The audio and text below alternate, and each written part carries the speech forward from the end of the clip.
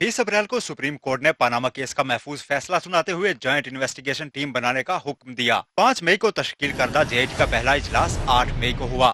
वजीर आजम के कजन तारक शफी से 15 मई को पहली बार और 2 जुलाई को दूसरी मर्तबा तफ्तीश हुई। 19 मई को जेआईटी ने कतरी शहजादे हमद बिन जासिम को समन जारी किए, लेकिन वो पेश न हुए।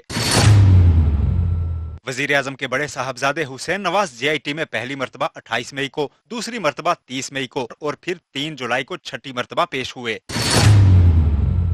वजीर आजम के छोटे साहबजादे हसन नवाज पहली मर्तबा जेआईटी में 2 जून को, दूसरी बार 8 जून और तीसरी मर्तबा 4 जुलाई को पेश हुए। जेआईटी ने अपनी पहली पेशरफ्त रिपोर्ट 22 मई को, दूसरी 7 जून और तीसरी पेशरफ्त रिपोर्ट 22 जून को पेश की। वजीर आजम को मुतलका दस्तावेजात समेत 15 जून को तलब किया गया। 13 जून को साबिक वजीर दाखिला रहमान मलिक और वजीर आला पंजाब शहबाज शरीफ को पेशी के समन जारी हुए। शहबाज शरीफ तो 17 जून को पेश हुए। वजीर आजम के दामाद कैप्टन सफदर को जेआईटी ने 24 जून को तलब किया। 4 जुलाई को वजीर खजाना इसहाक डार तो 5 जुलाई को दुख्तरे अव्वल मरियम नवाज और उसी रोज चेयरमैन नैब कमर जमान चौधरी की भी पेशी हुई। ये भी इतलात थी कि कतरी शहजादे का बयान रिकॉर्ड करने 2 रुकनी टीम 4 जुलाई को बैरून मुल्क गई, जो 5 जुलाई को नाकाम लौटी। सोहेल रशीद, समा, इस्लामाबाद।